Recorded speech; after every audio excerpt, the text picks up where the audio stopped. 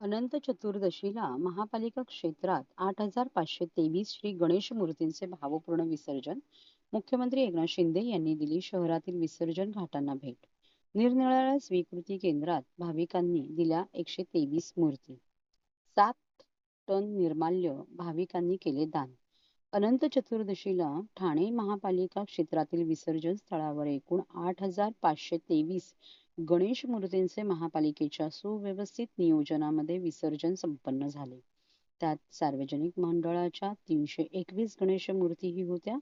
पर्यावरणाभिमुख गणेशोत्सवाची परंपरा यशस्वीपणे राबविणाऱ्या ठाणे महापालिकेच्या वतीने निर्माण करण्यात आलेल्या कृत्रिम तलावांमध्ये 3,994 तर विशेष टाकी व्यवस्थेत 621 गणेश मूर्तींचे भाविकांनी विसर्जन केले.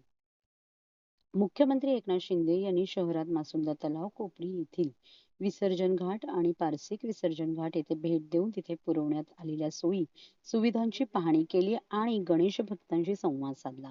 यावेळी खासदार नरेश म्हस्के, महापालिका आयुक्त सौरभराव, अतिरिक्त आयुक्त 1 संदीप माळवी, अतिरिक्त आयुक्त 2 प्रशांत रोडे, उपायुक्त मनीष जोशी, शंकर पाटोळे आदी उपस्थित होते. दरम्यान महापालिकेने तयार केलेल्या विसर्जन व्यवस्थेला